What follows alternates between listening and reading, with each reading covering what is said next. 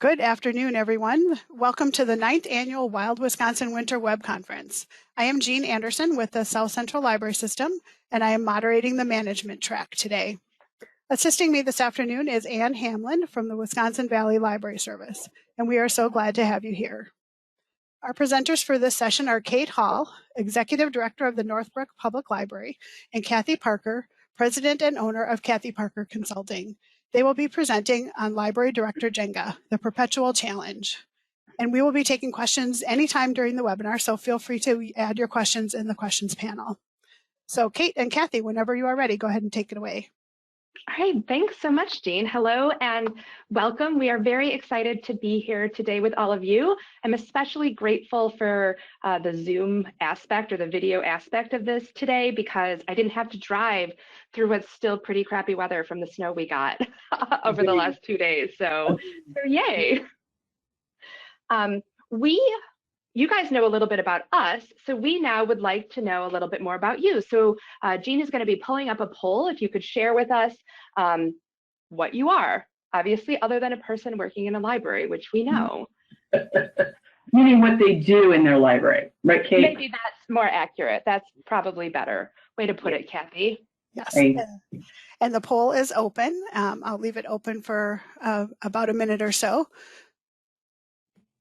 And there's one question or comment that came in the questions panel that says a new director. So add one more to that. Like that. Fantastic. That's great. You're in for a wild ride, Jennifer, a wild ride. Mm-hmm. A fun wild ride. Yes. So hopefully everyone is seeing the poll and can answer that question. And if you don't see it, the options are a library staff member, a library manager, new library director less than 1 year, currently a library director for a few years, or a well-seasoned director, been a director for 10 plus years. So feel free to either use the poll or put that in the questions panel. And we've got about 75% voted. Is that good enough, Kathy? I think that okay. Yeah, that sounds great. All right, I will close. It's a nice representation. Yeah, so just to give us a sense of kind of where you guys are at on your learning journey, and it looks like we have a wide variety. We have people that are staff, managers, new directors, very well-seasoned directors. So hopefully we will have something in this presentation, at least that's our goal, that will give each of you something to think about. So what exactly are we going to be covering today? We have 3 learning outcomes that we're shooting for in the next hour. The first is learning the building blocks to becoming a successful library director. We're also going to discover the challenges in running a successful library and how to overcome them. And finally, probably the hardest part is learning how to prioritize your work as a director. So running a library is a lot like playing Jenga. You need to work collaboratively to set up a solid base and then carefully, sometimes very carefully, adjust everything so everything doesn't come tumbling down. A director's job is really multifaceted, and it requires you to be aware of a lot of different areas, a lot of different categories or topics, and those categories and topics will have to be adjusted based on your library, your community, based on what's going on in the world, like, oh, I don't know, say a pandemic, perhaps. And so it's a constant juggling act of reprioritizing. And it also will change based on your years. As you learn and grow in your position as a director, what your priorities are might change. So we're going to dive into what some of those building blocks are that make up the responsibilities of being a director. And then we're going to have some interaction a little bit later on in the presentation where you'll get to help us figure out how do we prioritize all the things that we have to deal with on a daily, weekly, monthly, annual basis as a director. So one big area for library directors is the Board of Trustees, and that is the governing body for the library. They, of course, set the policies of the library. They're responsible for hiring the library director. Typically, most boards meet monthly to review the library financials, what you're doing to serve your public, and just the general overall health and well-being of the library. Usually the library director, or maybe you have a business manager, prepares monthly packets of information for the board on how the library is being run. Usually with having an agenda, minutes, monthly financials, including things like accounts payable, library statistics so that the board can see from a numeric perspective how your library is doing, and then narrative reports from the director and departments. And then in addition, any other documentation that supports your agenda items for the board. I sometimes feel like I'm in a constant state of building board packets, so this is something that is always on my mind. I'm either wrapping up from the last board meeting or preparing for the next one. But all of these things that you're providing them should give the board members the basic information they need to make decisions for the library. That and really clear communication from the library director are important to help establish good relationships with your board. Good communication is really critical to help make sure that you and your board are on the same page. And this will ensure that the library can run smoother and work to move forward and serve your community. Buildings are the largest physical asset of the library, and where a large portion of the annual budget goes. The older the facility and systems, the more the library probably has to spend on it. So it's imperative to keep your facility in the best working order. Regular maintenance of your facility is expensive, right? Like, it's like, oh, do I really have to spend this? But deferred maintenance can cause even more headaches and cost even more than you would expect down the road. The first thing to do to help with maintaining the building so this doesn't have to be your top priority all the time is keeping your building clean. More so now than ever, of course, with COVID. The people who are cleaning, whether you have an outside vendor that comes in, whether you have maintenance staff that do it in the building, or whether you and your staff do the cleaning, or all three of those things, should also be not just about, vacuuming floors and wiping down countertops. It should be looking for things like burnt out light bulbs, leaking water, cracked windows, furniture that's breaking, so that you can keep on top of those little maintenance repairs that have to happen. And then this ensures that you catch those things before they become larger issues. And unfortunately, they will if you ignore them. That is pretty inevitable. When you're talking about your building, you also want to have regular maintenance contracts on your systems to ensure they're getting checked and repaired as necessary. So some of those things that you need to check, typically either biannually or annually, is your HVAC or heating, ventilation, air conditioning units, your fire suppression systems, your elevators if you have them, your alarm system. You want to do preventative maintenance on those so that you don't have them breaking in a time when you really need them to be working. If you don't have that consistent maintenance, or you decide to just defer it, it's going to become a really expensive, it's going to become an expensive cost down the road because there's going to be a larger issue. Something's going to break, and then you have to figure out how to pay for it.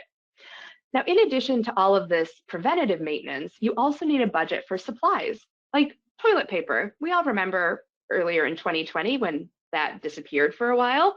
You want to make sure you have things like toilet paper, cleaning supplies, light bulbs, shovels, salt for your sidewalks, because of course we're in the Midwest, so it's the weather isn't always going to agree with us.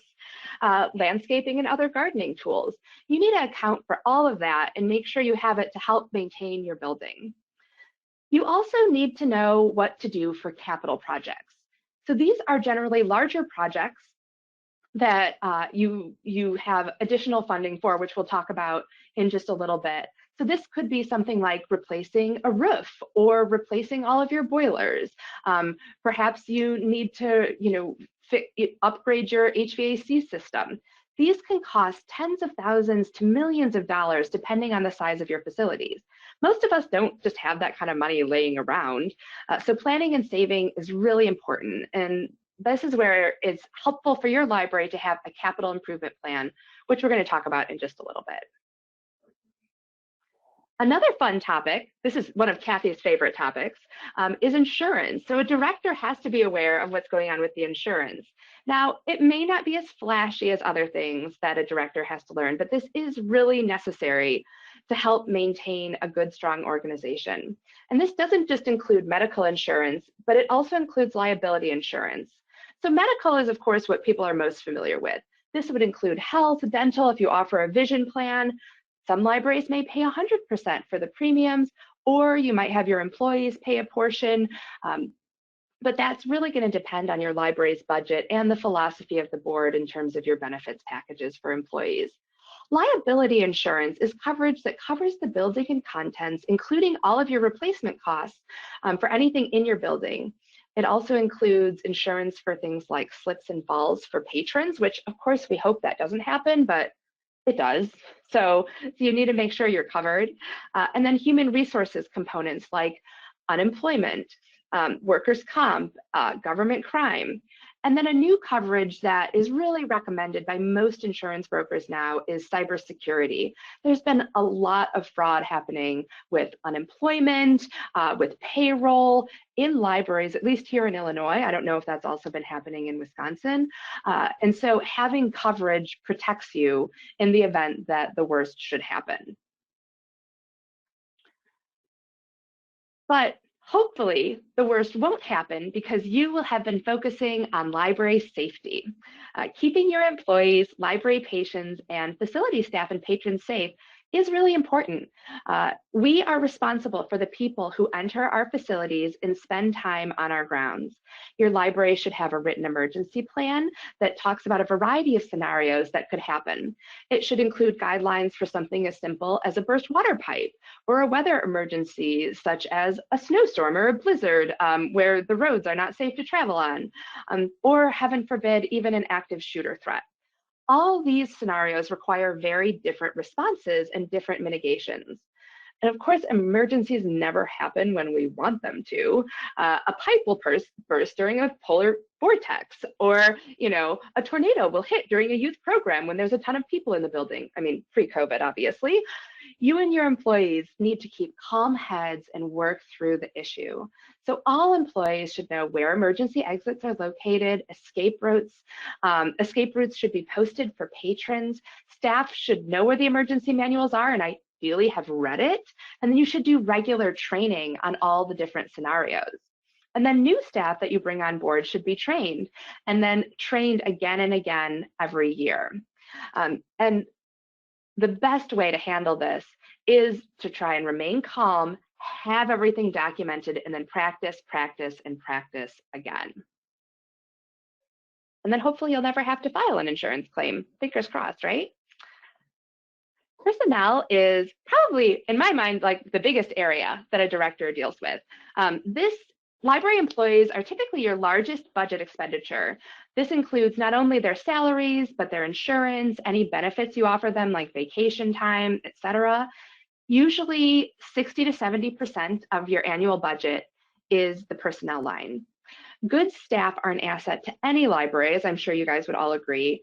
And we have to maintain good staff, and so we have to pay and treat them well. As we know, though, libraries don't always have the best, the best money. And so we sometimes have to look for other ways to compensate staff, and that can be done with a strong benefits package. The staff are the face of the library. These are the people that patrons see, even if it's just on a Zoom thing, every day, and are integral to a positive experience for the patron. And that's why it's so critical to focus as a director on staff engagement. A good staff is an engaged staff. They know if you care for their well-being. There are many ways to accomplish this. One, of course, is to pay them fairly for the work that they are hired to do. And to do that, you need a salary schedule to keep salaries in line with the market and ensure that they are fairly applied to all staff, which, I mean, that sounds easy. We recognize it is hard, and budgetary concerns certainly play a role. But you can also have policies that are favorable to staff. Good benefits, appropriate time off, the ability for staff to participate in continuing education, just like all of you are doing right now. But beyond salaries and benefits, how do you recognize staff for the work they're doing? Especially right now when we can't be in person together, directors have to think of ways to keep staff morale up and keep staff engaged in their work. I know my default was always like, well, we'll buy everyone food, and you can't really do that now. So one of the things I did last fall was I did a handwritten thank you letter to each of my staff members, thanking them for all of their hard work over the pandemic up till that point. So it can be little things like that. It doesn't have to cost a lot of money. And it's important to keep staff engaged because one, it helps you retain good staff, but two, it also really benefits the patrons. Library patrons can absolutely tell when staff are happy at their jobs. And this makes for a good atmosphere in the library and virtually, not only for staff, but also for patrons. But of course, a lot of what I've been talking about comes down to money. And the library finances are one of the most important parts of being a library director. Having a full grasp of them will help ensure your success. The annual budget is the first document that you kind of start with. This shows how much revenue the library has coming in and what it is spending.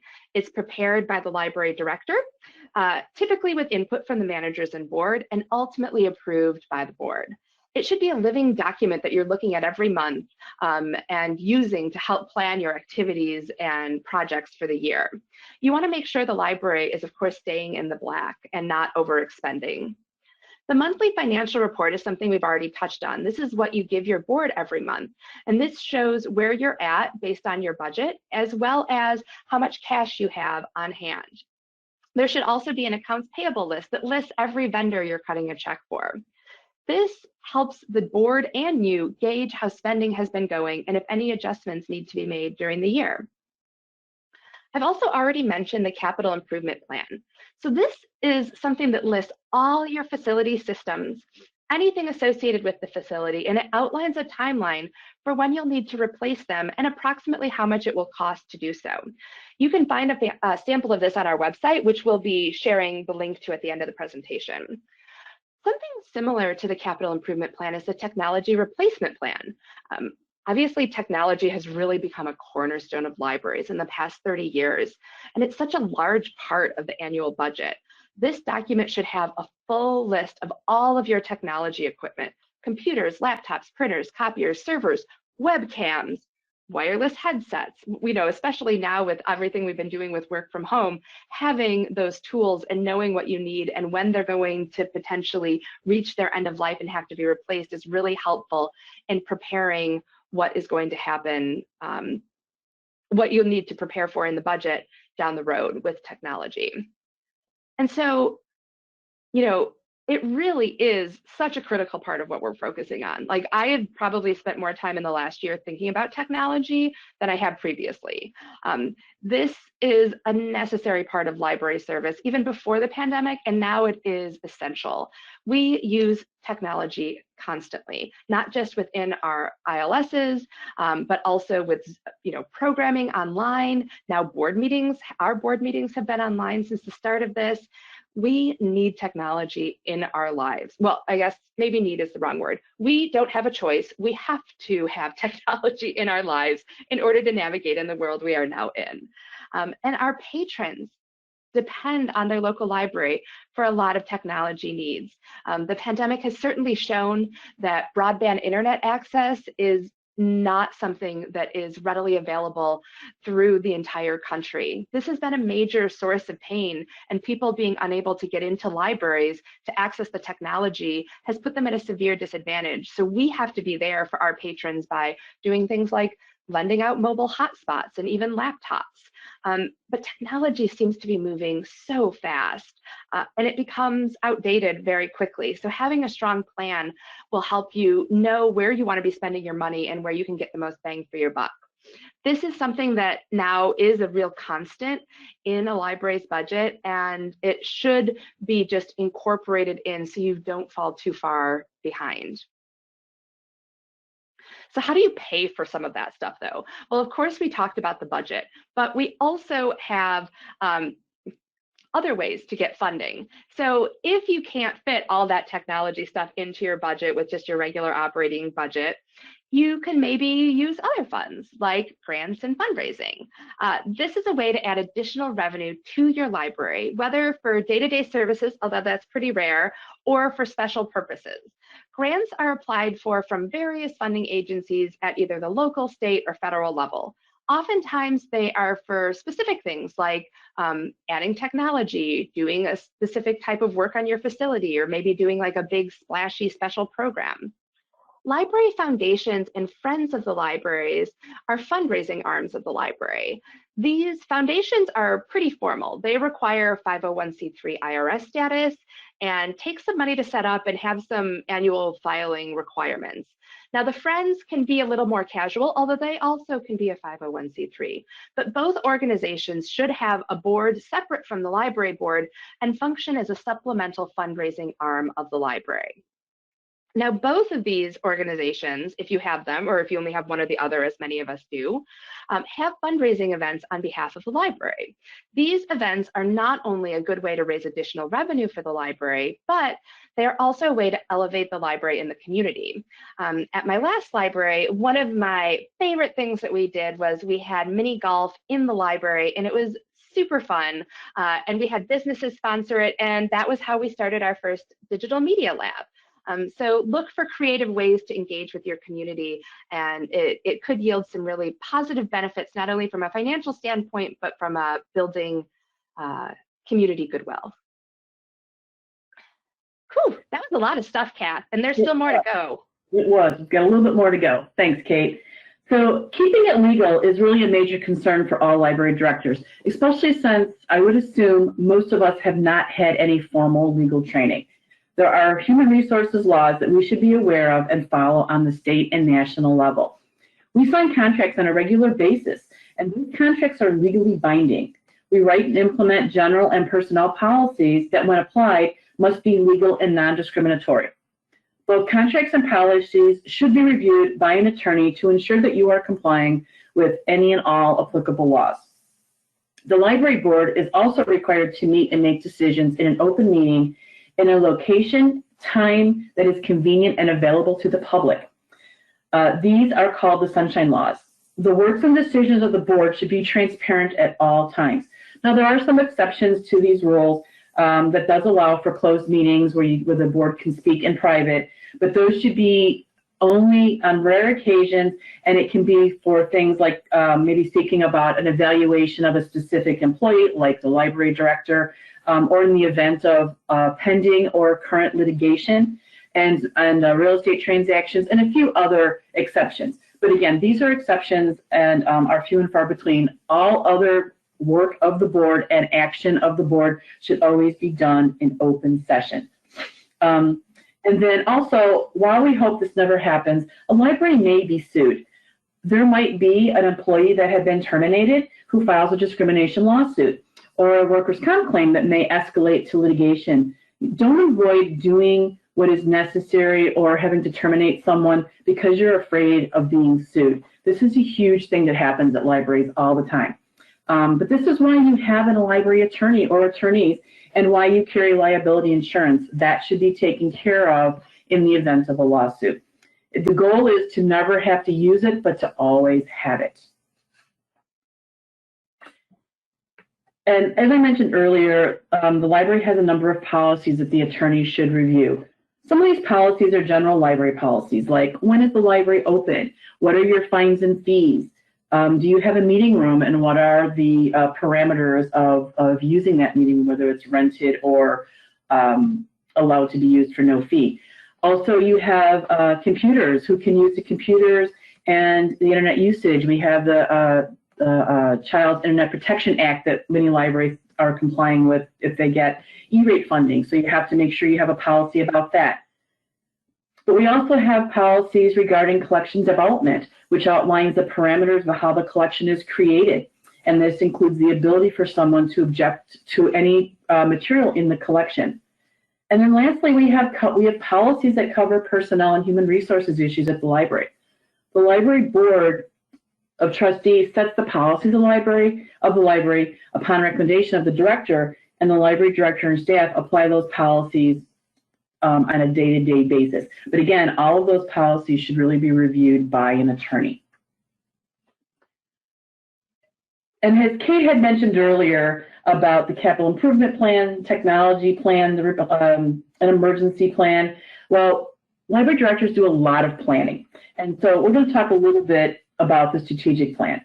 A strategic plan is a living document that helps guide the director and staff on the priorities of the work of the library for a specific amount of time, say 1 to 3 years. When you're creating the plan, you should include surveying the community and key stakeholders about their needs and wants within the library. The staff and trustees should also have input on this plan. They are, not only are they working there, but many may often live in the community, so they're definitely stakeholders. So once everyone has been queried, the data is gathered, the plan is written, and then it is ultimately approved by the board. This multi-year plan then becomes the blueprint for library director and staff on what the services they should be providing to the community by the library. This plan should be revised every few years using a similar process so it remains relevant and reflective of the needs and wants within the community. Being a library director also involves working in the facility with staff, patrons, and board, but also out in the community with the city or village, your school, park districts, and local organizations. But don't forget that we're also a member of the larger library community, much like what we're doing today. We have this community where you can network with other librarians and library workers. You can learn from, bounce ideas off of, find ways to collaborate. And there are many local, state, national, and international listservs, Facebook pages, blogs, vlogs, and any other social media platform that you like to use for just about any interest you may have in libraries. These are excellent avenues to find continuing education for you, your staff, and your board. And you really should be keep current on the trends, laws, and what's going on in and out of library land, because you really want to be able to know what's going on in the world and how that's going to be reflective of your library. And you want to discuss and share ideas with your colleagues, because this allows for lifelong learning, which is something that we should be doing as librarians. Now, one of the things that often gets put aside but is really an important part of being a library director is advocacy. This can be done at your local level and can be accomplished by attending your city or village board meetings, school district board meetings, and any other local organization meetings, and then also attending community events in order to engage within the community. But it also needs to be done on a regional, state, and federal level. Attending regional meetings to discuss library issues, speaking to your state and federal legislators, can have an impact on funding and legislation for libraries. We want to make sure that libraries are part of the conversation and that we have an opportunity to have input on any legislation that may affect us going forward. And then, as I said earlier, the library is part of your community, and as such, the librarian staff and board should be engaged with the constituents as much as possible. You should learn about your community, what is important to them, what are some of the issues that are prevalent within the community? Are there any organizations you can become a part of, like the Chamber or the Rotary or the Kiwanis Club? Are there any organizations that you can be, consider running for a board member of any organization? These are excellent ways to become involved, share ideas, and network with other community leaders. Make sure that your library representatives, like your board members, are attending community events and engaging with the leaders and residents to bring notice and to elevate the library within the community. And oftentimes participation, this participation will open up opportunities to partner with other organizations and find ways to collaborate, which can only help strengthen the role of your library within the community. And then ultimately, everything that we do is so that we can provide services to our patrons. Our happy and engaged staff choose and prepare the collection of materials. They create programs and services that are reflective of the wants and needs of the patrons in the community, and they adjust how these programs and services are provided as things change around us, such as we've seen with our pandemic and how we've gone to a global virtual work now. And then, of course, one of the most difficult things that I have always had a hard time with is keeping it all organized to become, to make myself more efficient. That's not something I've ever really done well. I've done better as I've gone on. I'm doing it really well now that I'm retired. Not only do we need to keep track of our own files and documents, we also need to maintain the library files. But how do you do that? Make sure you have an organizational system for your files that allow you to quickly access your print and digital files. Make sure your file labels are easy to understand and they include dates. Keep your desk clean will help you stay focused on the task at hand. And you should try to set up some time each week to file all of your documents, all your paper or electronic documents, on a regular basis instead of letting them stack up. Then you'll be 2 months down the road and have more things that you need to file than you have time to do. There will always be more to do, and keeping on top of that filing organizing will help you feel in control of your space and your workload. And when it comes to organizing your library-wide files, make sure you know what you are required to keep and how it's organized. Set up a system for file maintenance within your organization. Ensure that you and your staff are following all applicable rules for records retention. Make sure you have a filing system that is understandable for more than just you, so that in the event that you are not available, others can find your files. And then with all the responsibilities that we have to do as library directors, maintaining a life-work balance can be very difficult. During a pandemic, where you may be working from home, can make it even harder to maintain that balance. There are times when you'll be required to work long hours, and doing so on a regular basis helps no one, not you, your family, and certainly not your staff. It's important to find a balance between doing everything you have to do at work and to get the rest that you need to do that work. If you are constantly stressed and overworked, you will make mistakes and not do your best work. And this doesn't work. No one will win with this. So find out what works best for you to relax, and then try to maintain it, because it will be for everyone's benefit. So that was a lot, right? There's a lot that a library director has to pay attention to. And we recognize that a lot of what we were saying was like, do this, do this. It can feel overwhelming. So next, we're going to have you guys do an exercise. So now that you hopefully understand all the different categories that a director has to deal with, it's time for you to try constructing your own Jenga tower. So we're going to ask you to take a sheet of paper, or if you are like a technology junkie like me and you have two screens and you want to pull up something to type on the other screen, we're going to ask you to rank the 3 items on this list that you feel are most important in the role of a library director. And then once you've identified those will form your base, right? That's the foundation upon which everything else sits. And then we'd like you to numerically rank the other categories. So we have 18 total, so your 3 that form the base, and then you'll have 15 others in terms of how important do you think these are. There's no right or wrong answer for this. This is really about you thinking about for yourself, either in your library. I know not everyone here is a director right now, but just think about where you currently work. What would be the 3 top priorities? We're going to give you 5 minutes to rank this, and because it does take a little time to think, it's going to be silent until then, but I will give you a couple minutes warning when we're like halfway through. And we'll leave this up because this lists all of the categories. I'm going to just stop here and see if anyone has any questions on what I'm asking you guys to do right now. It's hard because, right, we can't see you, but you could toss a question if you have them into the Q&A. Okay, yes, absolutely, Jennifer. So she asked, can I say the directions again? So of this list that is now appearing on your screen, pick which 3 things you think are the most important for a director to focus on. What are the 3 things that are going to form the base upon which everything else is built? And then once you do that, then continue to rank the rest of them from 4 to 18. All right, so I'm going to just check again. Does anyone have any other questions on what we're asking? And I think, Kate, to clarify, your first 3 are your base, or what you think are the most important as your base. And then as you go up your tower, the ones that, not that they're all unimportant, but least important based on your experiences, or what you think would be a good solid tower. Yes. Yes, exactly. Okay, so we're going to be silent now, and we will come back at 1:38, according to my time. But if you do have questions along the way, feel free to put them in the Q&A. All right, wherever you're at, take about 30 more seconds to finish up. If you didn't rank everything, that is totally fine.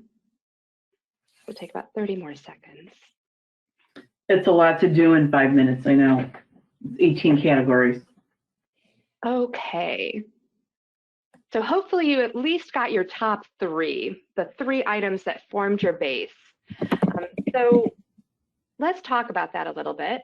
if I can advance my slide. So, right, like that was super easy to expand to rank everything. It, you know, certainly isn't a struggle to try and figure out what we're doing. Yes, and so Jennifer, no, it wasn't. yeah, so we'd love to hear what everyone thought. How easy was it? It is, Nancy saying, it's an impossible task because so many depend in part on others, which is, yes, absolutely true. Sarah's top three were library community, life balance, and staff engagement. Lisa's were collections, program services, life balance, and finances. Oh, these are great. I love that our first two people sharing theirs are talking about life balance. We have found, we've done this presentation for a few others, mostly in person. We have literal boxes that people make into towers, so this is a little different. And we found that a lot of times life balance gets put all the way at the back of the train. So I love seeing so much here. Well, what I've found is, depending on where you're at in your library journey, you answer it differently because your experiences are different. So, you know, I've done this with trustees, and trustees always put themselves at the base, always, regardless, always. Yeah. Yes. Yeah, absolutely. I'm seeing finances here. Board personnel. More life balance, personnel. Oh, really getting a lot of shout out today. Yeah. Susan asked a great question. What's most important as far as impact or time management? That is a great question. We're gonna talk about that a little bit when we for this next part. So we actually have a poll that we'd like you to do. Jean, should I share that in the chat or in the questions? I'm not sure where to put it. Or are you putting it in? I can put it in the chat, and then if you want to, you can flip over to the Google form. Great. So we created a Google form with these questions. Yeah, so we'd like you to put choose what your top three were, and we'll see how much similarities that we have. And then Kathy and I are going to take you through constructing our own Jenga tower. But you guys have already picked up on the most important piece, is that things constantly shift. Yeah.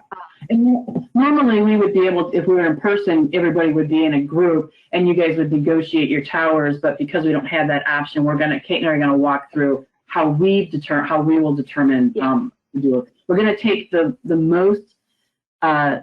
first three most popular that you guys say as our base, and then we're going to work it from there. And I know that we're not in person, and it's maybe a little annoying that we keep talking about that, but this is something that you can do if you are a director with your management staff or with your board, because it helps you understand how everyone else is prioritizing, and it really helps you to be clear on what your priorities are, which can be, as many of you have pointed out in the Q&A, very challenging.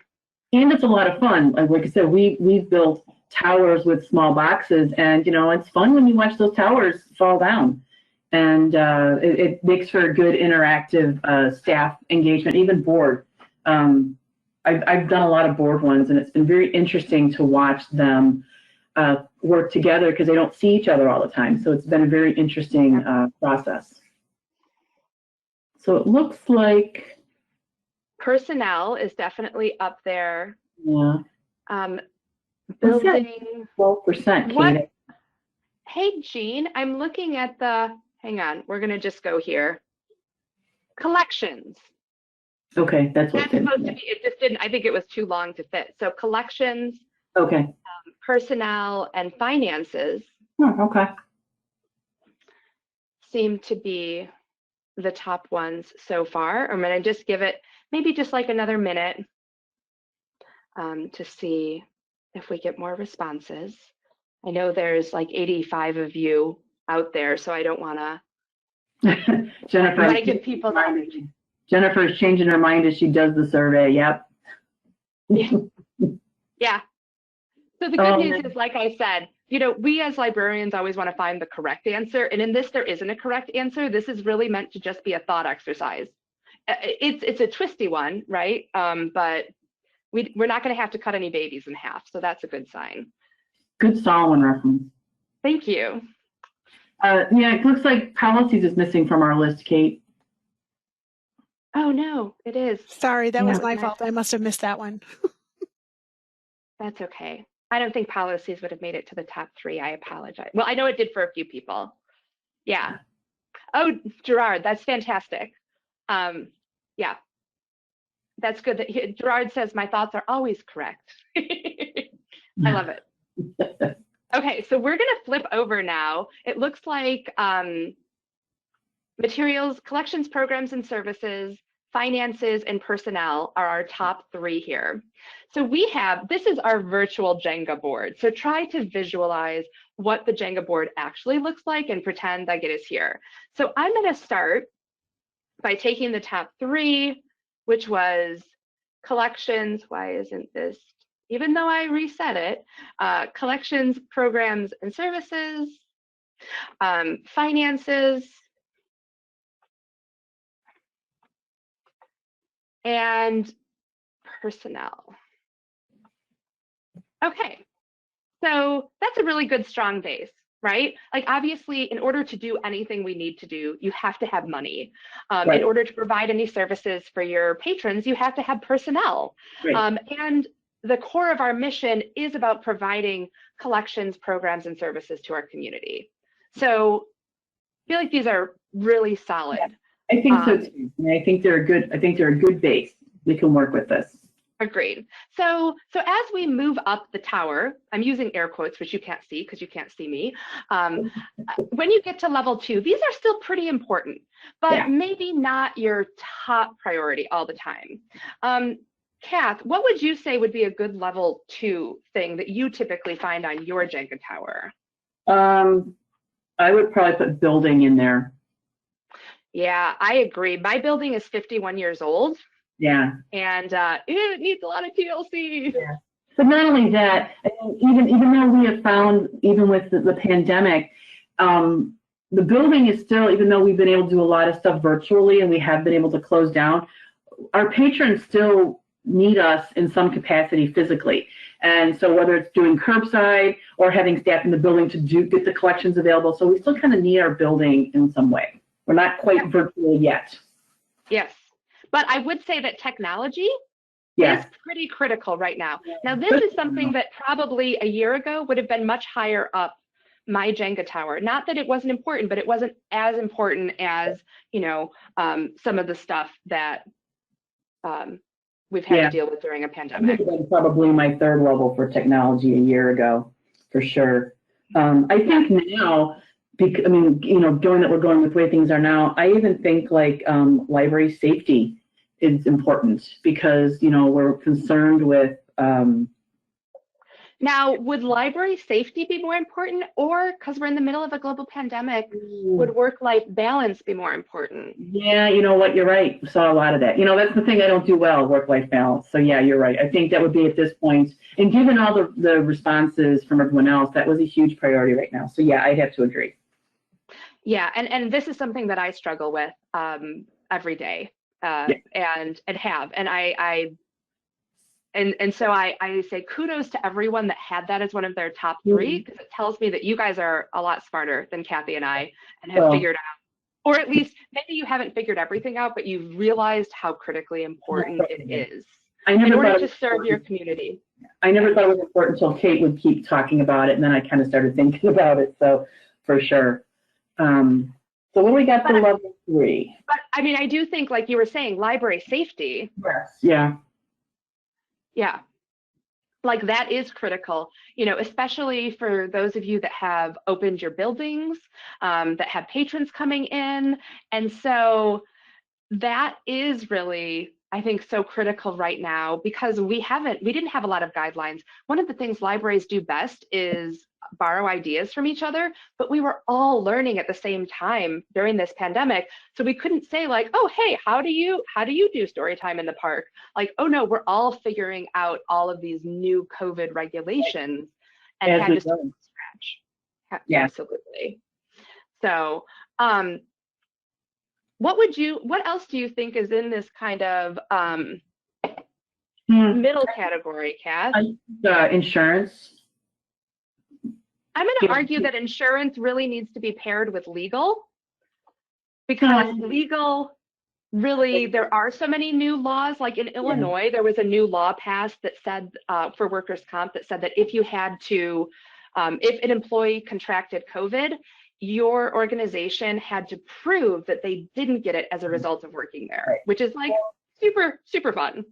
And then I'm just looking at insurance. I mean, even on the health insurance aspect with the staff, you know, I mean, everyone's, you know, much more hyper vigilant of their health right now. So having good health insurance for staff is integral as well. And then, of course, you always do liability insurance.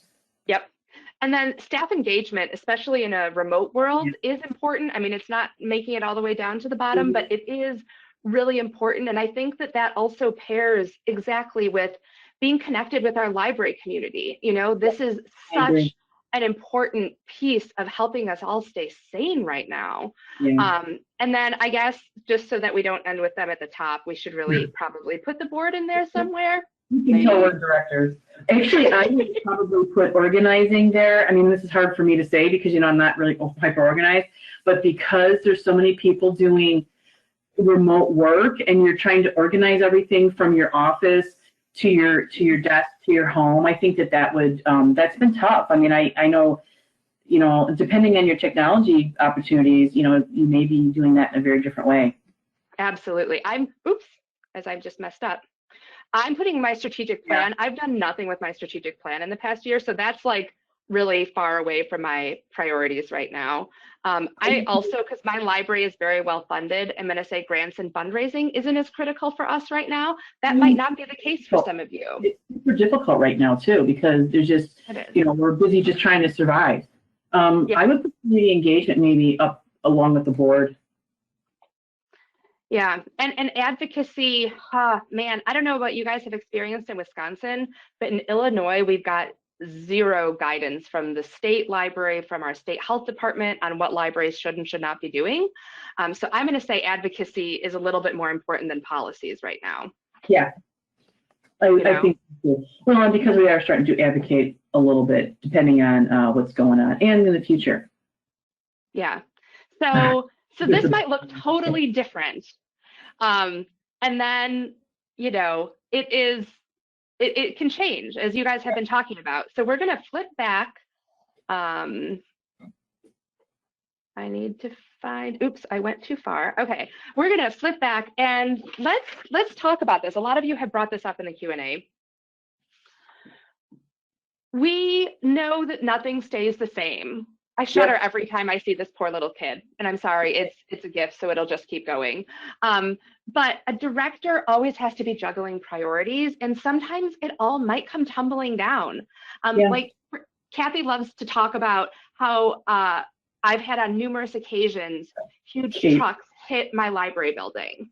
Yeah, Kate's like she's like her one area of her building is just trucks love it and just like to tear it up every time they come under it. It's hilarious. I'm not hilarious, but it happens all the time. Exactly. Like, so you're gonna. Kathy could talk about my trucks hitting my building all day. So what happens when things change? Things are going to fall. Things are going to collapse. Things are going to get chaotic. It will be stressful. So that shouldn't stop you from moving forward, though. You just need to recognize that it's going to happen and be ready to reprioritize and know that you're not going to get it right every time, but that's okay, because failure is part of the learning process, and it might be painful, but it hopefully will allow you, as you go on in your career, to understand that it will shift and change, and that really the most important thing you can do is have good work-life balance. Sorry. You have to realize that, you know, the priorities, as like I said, they do shift, and you also have to realize that you have to learn how to be nimble and handle that, because an emergency is going to happen at the least opportune time. So you just want to make sure that, you know, you have to be able to, if someone does hit your building, you've got to put aside what's going on that day and take care of that issue. Or, you know, if you have finances, you find that you have to cut your finances by 10%, you have to figure that out, because you know, you can't just stop. You have to go on and reprioritize based on that situation. So go ahead, Kate, sorry. No, that is absolutely true. And so it is a challenge, but I think that we, you know, if we try to tell ourselves all the time that we've got everything, that we can handle everything, then we don't give ourselves grace and room to breathe and understand that everything can't be perfect. And it gives us more mental white space to think about things.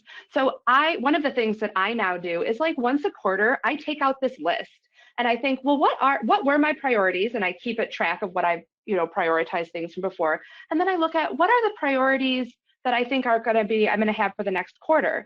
And it allows me to just think at that higher level overview of things. And because we can get so caught up in the day-to-day stuff that it's sometimes hard to see whether or not we're really focusing on what needs our attention. And you also don't want to lose something on that list that maybe got pushed down because of other things that popped up that became more important. You want to make sure that you still have, you know, you're still thinking about and working towards that other, those other areas that did get kind of pushed to the bottom. Right. So we covered a lot today. We made you guys do some work. So hopefully now you feel like you have a better sense of what building blocks you need and what areas you need to be aware of to become a successful library director. Of course, a lot of challenges because there's a lot of stuff going on. But hopefully the tool that we just gave you will help you learn new ways to prioritize your work as a director, to reduce the feeling of overwhelm, to reduce some of the stress that we all carry at whatever position we're at in our organization. If I can get the slide to go forward. As Jean mentioned, we do have a book that was published in 2019 called the Public Library Director's Toolkit. We dive into a lot of the topics that we talked about today, like boards and financials and insurance, to help get you a better understanding. And ALA kindly gives us a code for when we present. So if you'd like to get an additional $5 off in addition to the 10% off if you're an ALA member, you can do that. And you can visit us at librarydirectorstoolkit.com. This is also the place you can go to where we have a bunch of resources. Like we mentioned, the sample capital improvement plan. We also have sample director's reports, a whole bunch of other stuff. Those are all free for anyone interested to download on our resources page. And so now, you're trying to leave. We left about 4 minutes. That's decent for questions. And I know we have some in here that we didn't get to, I believe. Did we? So, Jean, I'm going to just go through the ones that I feel like we didn't. Well, I thought we got them all. No, there's a few. Okay, so one of the questions. Do you put a higher, Lori Burgess asked, do you put a higher importance on things that must be done by the director and cannot be done by other staff? Yes, you should not be doing things that other people could be doing. For most libraries, we recognize that there are libraries that are very small and the director has to check out books to patrons and do story time. But yes, you should put higher importance on the things that only you can do. And also, it's because who else can do it? If you're the only one that can do it, you're the only one. Right, right. And so delegating is definitely a skill that is hard to learn, because most people get into management that have been doing work.